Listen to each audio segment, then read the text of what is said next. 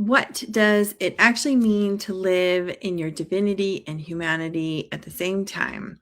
Today, I have with me Jennifer Spor, and she's going to talk about her work in this field.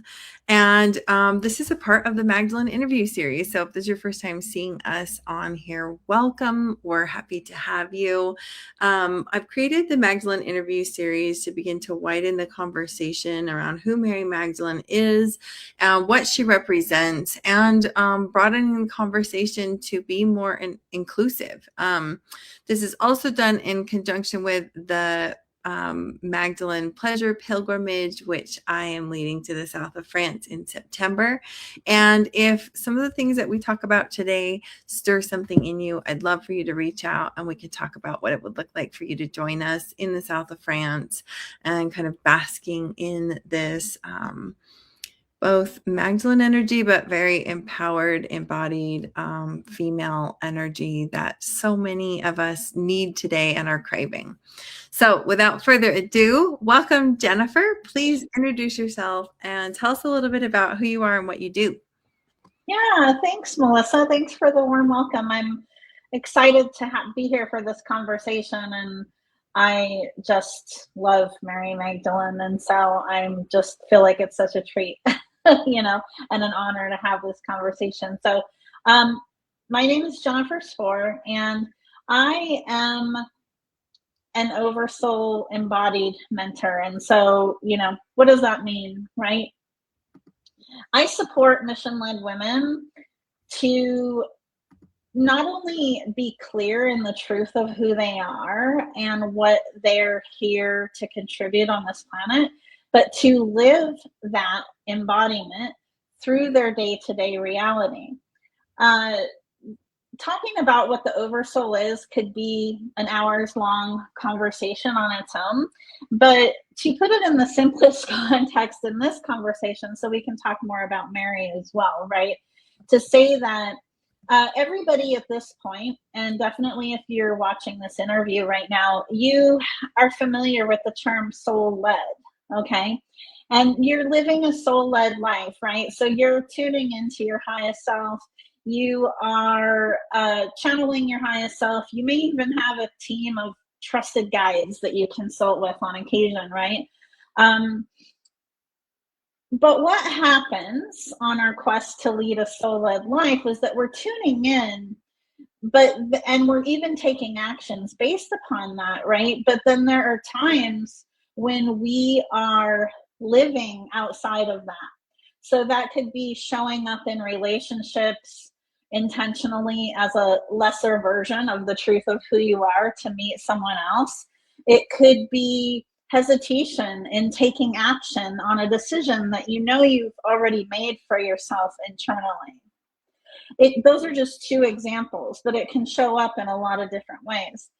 Our oversoul is the overarching I am, is the overarching essence of who we are that transcends lifetimes, okay? So, for example, your soul purpose in this lifetime represents actually a fragment of that oversoul being, because you've had lots of incarnations and lots of different lives, lots of different missions in those lives, right? So that's really the difference. So the work that I do is I work with mission-led women to create space in their physical bodies to receive the essence of their oversoul so that they are living as that 24/7. So there is no tuning in, because they are naturally waking up that way every day, going to bed every night that way, and making all of their decisions and actions from that space. And so my work is, a combination of oversoul channeling, akashic, energetic, somatic, structural, right? Because I'm working with these women to bring their mission work, including overall the truth of who they are, into actual lived form. So that's what I do. And that's another reason why I'm thrilled to be having this conversation today, because Mary Magdalene, I have had a close connection with her for quite some time, and she represents to me Um, one of the greatest examples of someone who has lived on this earth plane embodied as their oversoul, right?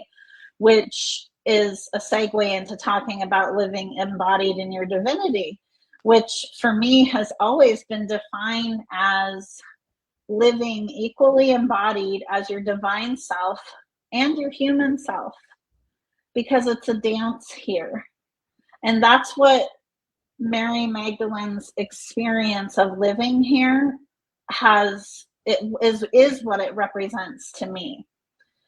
So I love having this talk about this, right? Because Yeah. I think I was saying to you, Melissa, before we started this conversation, a lot of the world tends to live in polarization, right? Kind of either on one spectrum or the other.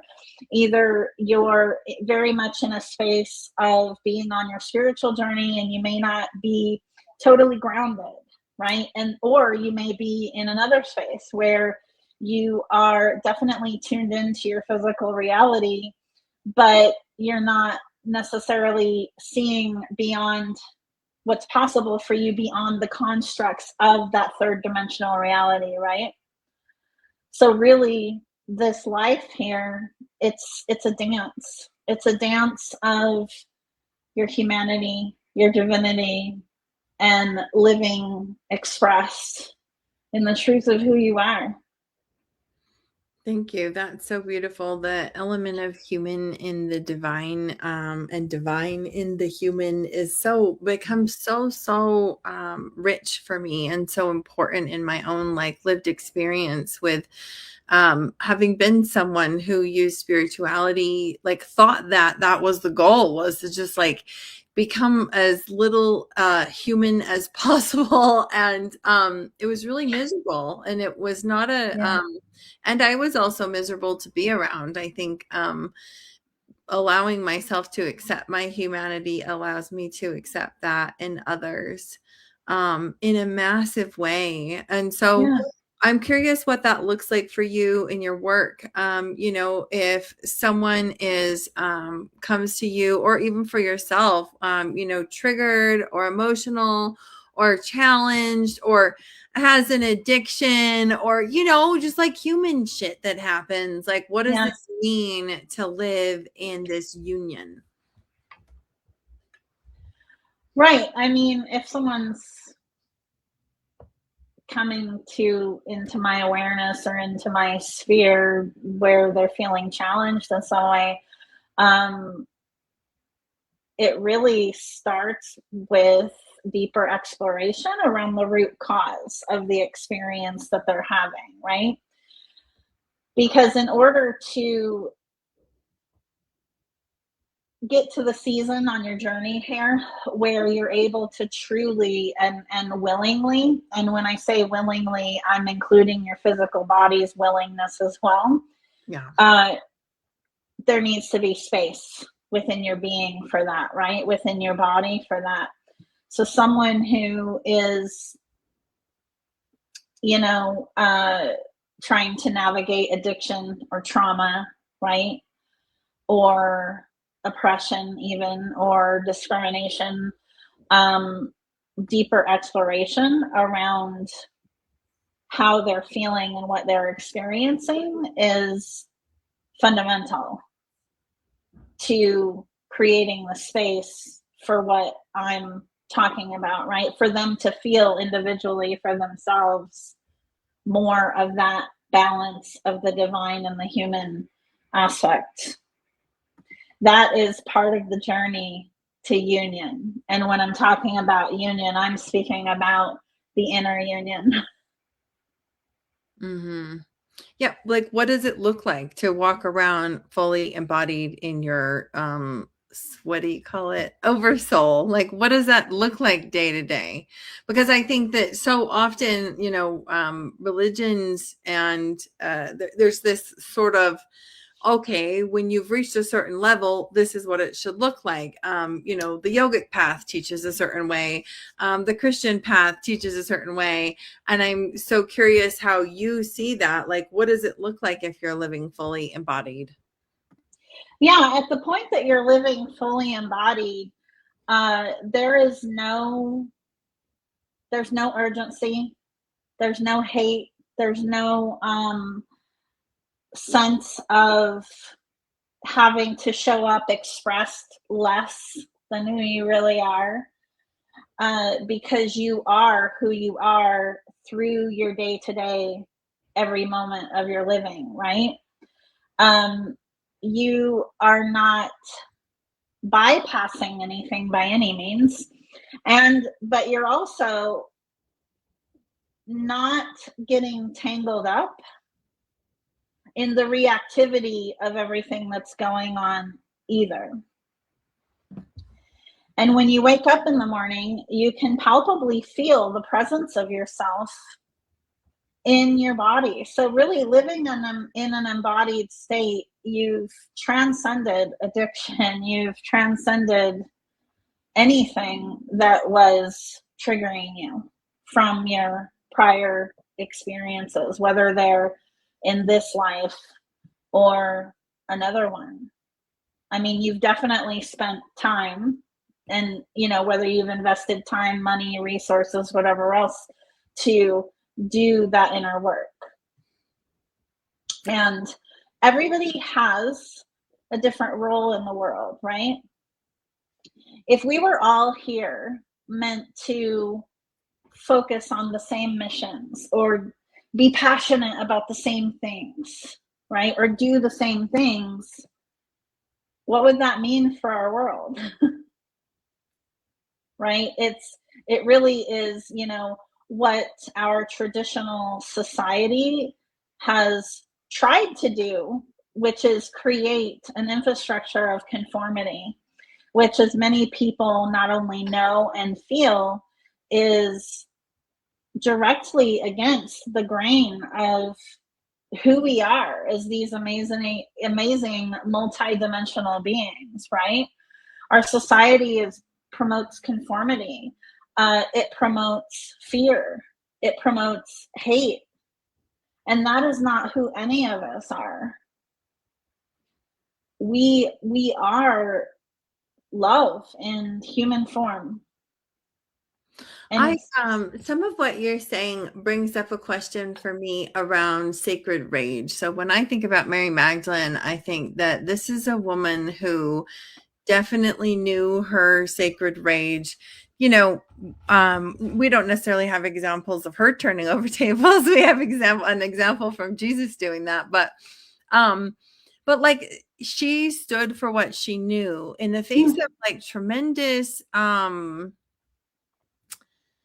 danger, really, Absolutely. to multiple scenarios. And so I'm curious, like, how you feel like anger and rage and this kind of, justified, like, this isn't right energy shows up when you're living in this embodied divine human state.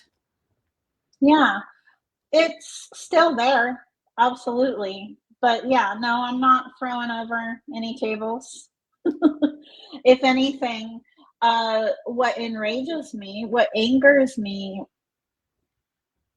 serves as a channel to fuel me, to Mm-hmm. fuel me to help more people, to fuel me to show up in a greater way.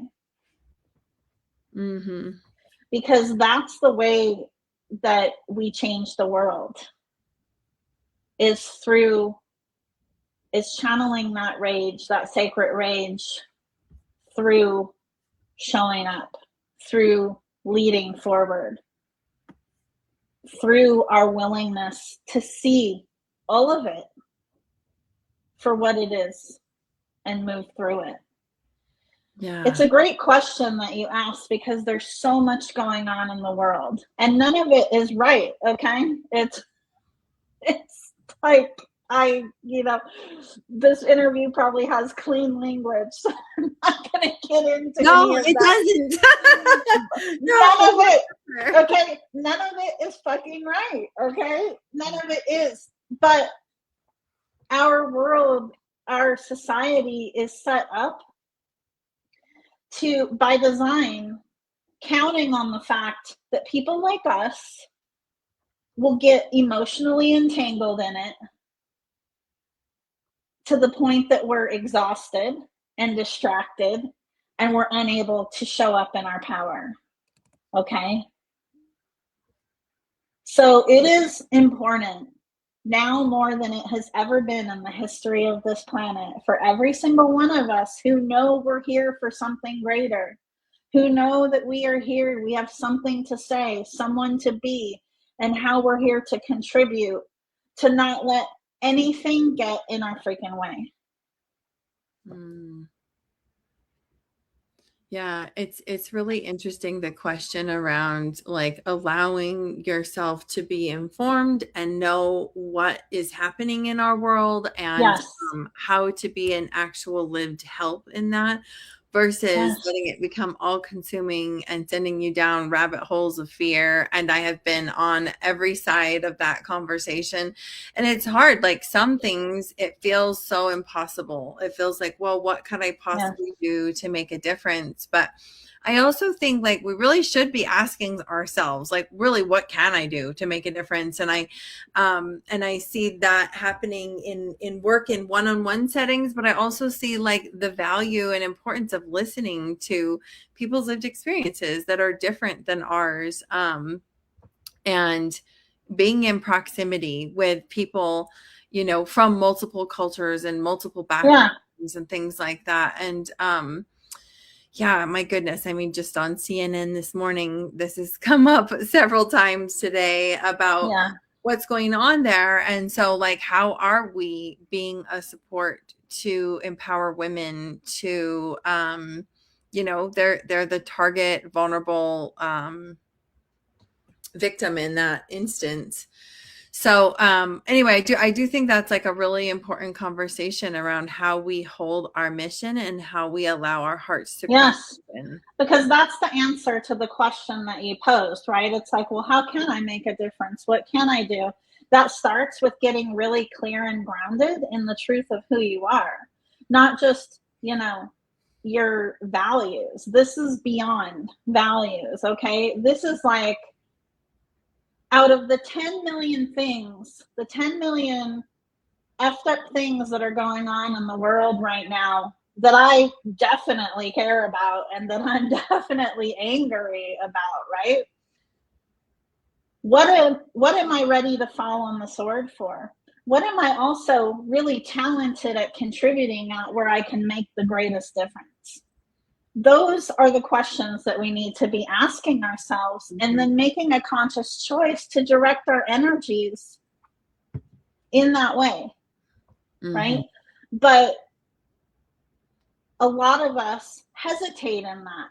In fact, a lot of people, a lot of women, okay, everybody, not everybody, but the people who are conscious to that, right? They already know what they're feeling called to, but a lot of people hesitate in taking action on it because of fear of what they'll lose, right? Whether it's losing a relationship, losing a job, losing their current way of living, whatever that is, right? It really requires a crossing of a threshold It does. to understand that you need to move from an externally based threshold, from trying to hold on to your physical reality, to really beginning to embody the truth that you create your reality through your choices. And at the end of the day, let's take relationships for an example, because that's a big one, right? You're scared of losing a relationship with someone close to you. I would encourage you to ask yourself some questions about that, right? Like, why are you scared about losing that relationship? And how fully does the dynamic of that relationship align with the truth of who you are? Is there reciprocity? And chances are, once you create the space to ask yourself, you're going to find out some things that maybe you just didn't create the time and space to contemplate or to allow to come forward to the service before. But it's exercises just like that is how we change the world, right? Is through our willingness to see everything. Mm-hmm. And I believe that that's how Mary Magdalene lived. And she had her human moments too, right? Because she's human. She, you know, Jesus as well. But yeah, I mean, I could talk about that all day, and it doesn't mean it's easy, right? I think this question around we create our lived reality, and that is such a tricky one. It's something that I deeply believe in my own experiences because I've gone within to each experience and been very much in this like, why did I choose this experience? Like, if there was some part of my spirit before I came here or whatever, however it works, that chose this experience, like, what is the wisdom in that for me? And I have found a tremendous support in asking myself that question. But in this current like state that I'm in, where I have been massively unburying my head from the sand around racism and around the real injustices that have happened in our country, as well as continue to happen. I've just done a whole deep dive around women in Iran. I have a post coming out, I think, tomorrow about that. Where do we hold that element when someone's entire life, for example, a slave, was not their own choice, where their body wasn't their own, their time wasn't their own, and around this idea of like we create our lived reality or we create our experience. I just think, like, is it possible that we're speaking from a place of privilege when we say that? Because for me, going inward, even to my deepest trials, that has deeply served me. But like, I also would never turn around and say that to one of these women in Iran. You know what I mean? Like, how do we hold that? Well, that needs to be clarified. Okay. That needs to be clarified. When I say creating your reality, I'm speaking in the context of creating based upon your own free will choices. Absolutely. What's happening with women in Iran, with racism, with all of the oppression that's going on, nobody asked for that, and they didn't cause it.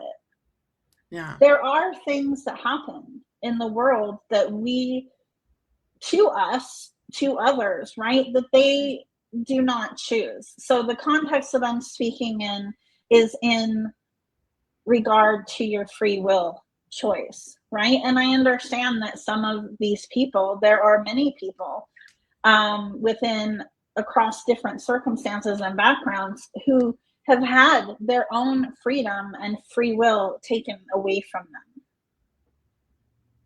Yeah. And I think it really matters. And I think what I have been coming into as I have been like seeking to learn to create more inclusive spaces and really seeking to understand. I mean, I have felt absolutely called into this by Mary Magdalene herself. Mm-hmm. It's just this, awareness that like that's there, and like that a sweeping statement like that like could be really harmful to some, depending on what their lived experiences are right now.